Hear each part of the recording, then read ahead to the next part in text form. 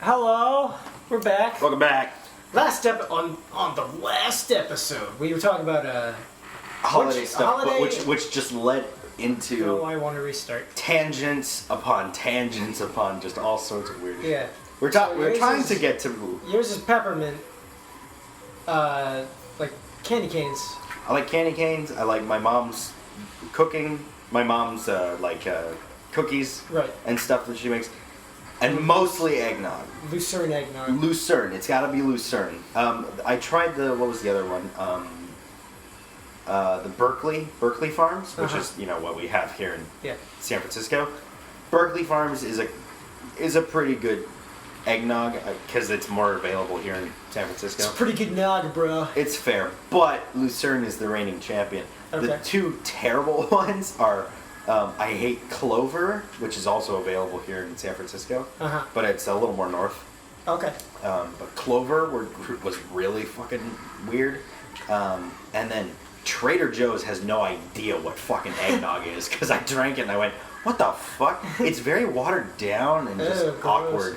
And it's mostly what I find crazy is I like the Lucerne stuff mostly because it's sugary, kinda, you know what I mean? Sure. And it's got a good balance between the kind of the spice aspect of it and the egginess. Sure. You know what I mean?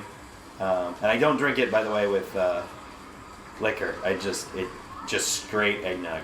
And so, oh, fuck. What do you call it? The Berkeley Farms, which is here in San Francisco and stuff. The Berkeley Farms are pretty good, but it's got a little more of the egg at the beginning of the taste. Right. But it evens out as you keep drinking it. Okay. The egg grabs you really quick, you know what I mean? Oh. So, and then the cream and stuff kind of right filters in. So it's fine. Fucking Trader Joe's has no idea what the difference is between the egg and the spice flavors. Oh. So it literally just tastes like it'll be like, oh, this tastes so good. What the fuck? Like the egg what happened to me? It feels like the egg part, like the egg flavor, comes up. Oh, you know what I mean? And just it's weird and it's watered down and awkward, Hey. So I would not recommend that one. And what was the other one? The Clover one just grabbed me, but I didn't know why. It was just like, oh, whoa, hello. I don't know. And I tried it again a few times. Like I kind of drank it and I went, I don't really think I like that. And then I came back to it, later. Like I didn't throw the carton out immediately. Right. I was like, I'll come back to that, see how I think about it. Came back to it, I went, oh Jesus. Fuck. It was a hard level, man. Yeah, man. Well, I think it's just Sonic Riders in general. We haven't seen these levels, and I feel like we just need to get comfortable and I don't know. Well, it's because you can make a jump where you skip that whole last that last hairpin turn I do. Yeah. You could skip that part and go directly to the webs and. They're in directly to the end of the level, basically. But I can't fucking get it. I know why this is a difficult level now. Why? Yep, all of your opponents are power, like there's the strength type. Right. And they're all smashing the rocks. Oh. Also, that turn is complete, like, balls. Yep. But you're speed type, so you're just hitting shit that they're able to just kind of smash. That's true, I am hitting a lot of shit. My favorite holiday food is probably, I don't know, this one's a bit weird, but me and my family don't really have the traditional Christmas dinner. Okay, yeah. We have turkey. Yeah. Wait, that's normal Christmas dinner? Oh, is it? I think you're supposed to have ham. No, you have Thanksgiving, basically, with ham. Oh. You have Thanksgiving with ham as the, substitute. Oh. You know what I mean? Well, we still just go with turkey. Yeah, we just have turkey too. I don't know. But we usually... Everybody in my family likes turkey more than ham. Well, the rest of my family kind of digs ham. My sisters dig ham. I like the turkey one. I'm bigger on turkey. Yeah. Anyways, so we have turkey along with the usual stuff otherwise that you're supposed to get. Potatoes, corn, broccoli, stuff like that.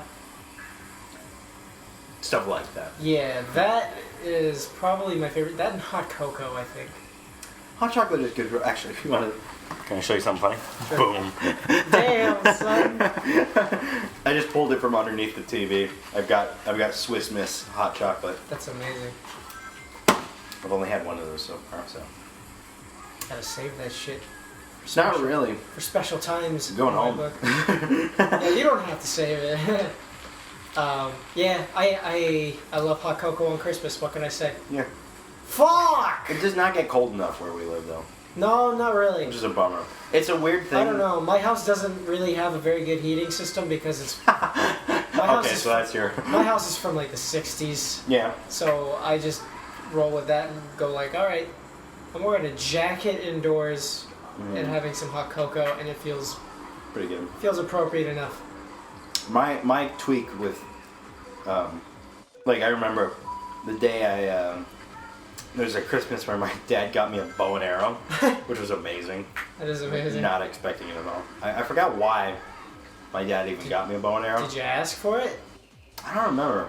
The two not wrapped gifts that year, like, you know, like, my parents are amazing at wrapping stuff, and I'll get back to that later.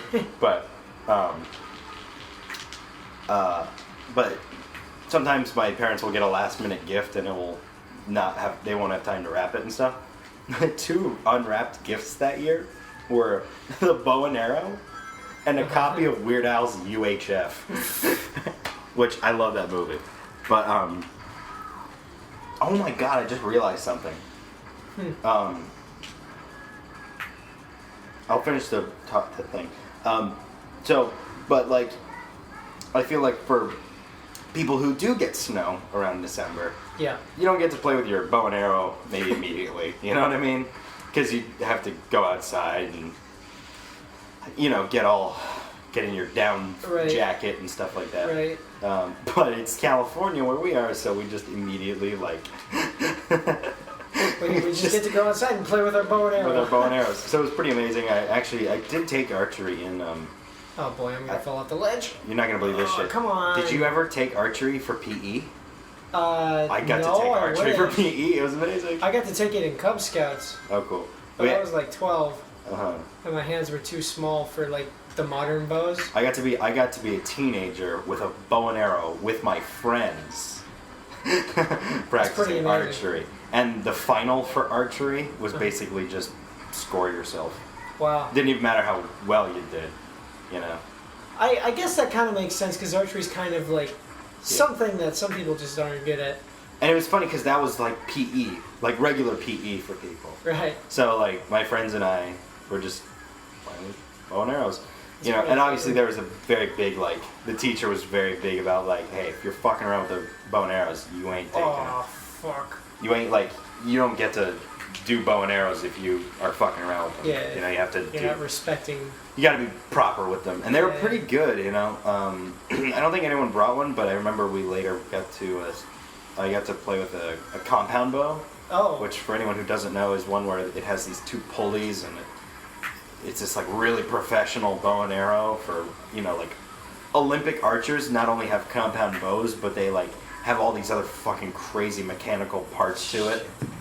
But anyways, compound bows feel totally different because it's super easy to get the pull started. Okay. But then it gets tighter and tighter as you keep going, rather than like, you know, normally if you're, you know, doing a bow and arrow, it's pretty hard the whole way through. You know? Yeah. But compound bows just feel amazing. But they're crazy expensive too. Yeah. So anyways, so I got to play with bow and arrows. I forgot where I was going to tangent with this. So that was my one unwrapped. So the other unwrapped thing I just realized was Weird Al's UHF, which is an awesome movie. But I just realized UHF was probably one of the inspirations. Might not have been, but I'm just thinking out loud here. Just spitballing. Yeah, you know the Rick and Morty episodes God fucking. where you know the Rick and Morty episodes about the television and it's just random stuff on TV. That is totally, I think, inspired by UHF, which is just Weird Al like with a TV station. That's like the whole premise of the movie. Is Weird Al has a TV station. That's pretty much it. It's a pretty good premise. You know, that's all you need, man. Pretty much, you know. And that's what's so amazing about like '80s films. Yeah. What is it about 80s films that we don't have today? You know what I mean? I don't know. I was thinking about this. That's an interesting topic to discuss, actually, because I feel like it's what we do have instead of what we don't. Really? Yeah. Because I was just watching... I feel like producers and, film crews and everything these days have where am I? Have a very, very easy, like as long as they have money to fund the film, they can get anything they need to make any kind of film these days. Yeah. Where it used to be, you gotta get kind of creative. Yeah. I feel like that's what's missing. That's what's missing is that, like... Because I just you watched... don't have to try as hard to make a film. So I felt a little bad today because I was watching movie trailers that are coming out. Uh-huh. Lots of sequels and stuff like that, which I don't mind, like, what is it, Civil War's coming out? Right. Stuff like that, which I'm going to not watch any more trailers for. Right. Because I want to actually enjoy that film. But I saw a film that's coming out called Central Intelligence with Kevin Hart and Dwayne "The Rock" Johnson. Catch the what do you call it? The it's like a catchphrase, but for a movie. What do you call that? The tagline. Oh, okay. The tagline was, "Sometimes you need a little heart and a big Johnson." That's funny. And that was the tagline. That's kind of funny. For the movie. So... God, fuck this fucking piece of shit level. So for anyone who hasn't seen the trailer, don't worry, you're not missing much. It's basically Dwayne "The Rock" Johnson. Right. Excuse me, The Rock works for the CIA. Okay. And his buddy is Kevin Hart. The second he tells Kevin Hart, like, that he's in the CIA, Kevin Hart gets immediately, like... He's like, "You want to hear something cool?" He goes, "What?" He goes, "I'm in the CIA." And he goes, "You want to know something else?" What? "You're a target now." And so the whole movie is Kevin Hart gets wrapped into CIA shit. Oh. It's a comedy. And I thought, wow, what a nice movie. I'm sure that's going to be a fine comedy. Probably won't get great reviews, but people will probably do like C+. Yeah, exactly. It'll probably be a C+ movie. But what is it about a comedy like that now? Okay. Versus stuff like... I just think people run out of jokes. You don't think... Well, because here's the idea. My thought is, how do you pitch a movie like... Oh, fuck. I forgot what... That guy took me down and went down with me. What an asshole. I know, well, they're not too worried about winning. As long as you don't win. Yeah, that's true. So, I was thinking... There was a comedian recently... on the damn web, you moron. There was a comedian recently who actually talked about what was it like trying to pitch Back to the fucking Future. Are you talking about John Mulaney? Was that about John Mulaney? Because I watched the John Mulaney stand-up. That's right. John Mulaney's new stand-up special. He talks about what was it like trying to pitch Back to the Future. Back to the Future. Well, there's actually a documentary about it called Back in Time. And I haven't watched too much of it. But a really funny thing about it was they originally tried pitching it to Disney because they were like, "Hey, Disney will like this." Right. Disney said no almost immediately. The reason was because the movie involves incest. Yeah, it does. Which it does. So the idea was, and there's one detail that people don't usually get. Oh, God damn it! Back to the Future. That was completely my fault. Oh man. So, excuse me. The one detail. I did it. I laid it on the web. Nice. So some people say, hear this out. Okay. Some people, whenever people describe Back to the Future, they say, "Oh, it's about a kid who goes back in time, and gets stuck there and has to convince the scientist that made the time machine in the past to help him send him to the future." Yeah. Right? That's like, the big plot. But the other part of that is people always say, "Oh, and he tries fucking his own mom." Yeah. No. His mom just gets the hots for him. Everyone always says, "Oh, he goes back in time and he wants to fuck his mom." No. He doesn't want to. He's got to get his dad to get with his mom. That's the premise.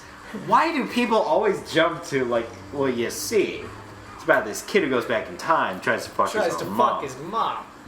Who came up with that wrong synopsis? You know what I mean? I don't know. I think it makes a really funny, like, comedic style pitch, though. Sure. Like John Mulaney's stand-up special, he talked about, like, what it must have been like, and he was like, trying to pitch so it. a guy goes back the movie's called Back to the Future, and it's about this kid who goes back in the past. Marty McFly, and he's like, oh, is he cool like Ferris Bueller? No. Okay, well then is he smart? Oh, that's right. He hangs out. Who does he hang out with? Like, he's got a buddy with him, right? He's like, yeah, the scientist. He's like, oh, is he the smart kid in school? No, he's a disgraced nuclear physicist. No, the way he sets up like the joke is that like he's like, okay, so he's not cool, but is he like smart then? No, he's pretty standard. All right, who's he hang out with? Okay, that's right. Everybody has to have like a buddy in these movies. So he hangs out with an old disgraced nuclear physicist. Which is totally, I love that. You know, but it's so true. Because like, how the fuck do you come up with that? Like, what do you gotta be on? So I was thinking that too, and now that I'm thinking about it, because we're staring at this little book of Bill Murray here. Right. But like, I was thinking, oh god damn it! How do they pitch Ghostbusters? Like nowadays, what? That was the longest fall ever. I felt like 2 places behind. All right, we're gonna pick up the story on the next episode, along with this goddamn level. Oh my god! We can do it though. Hopefully. Hopefully.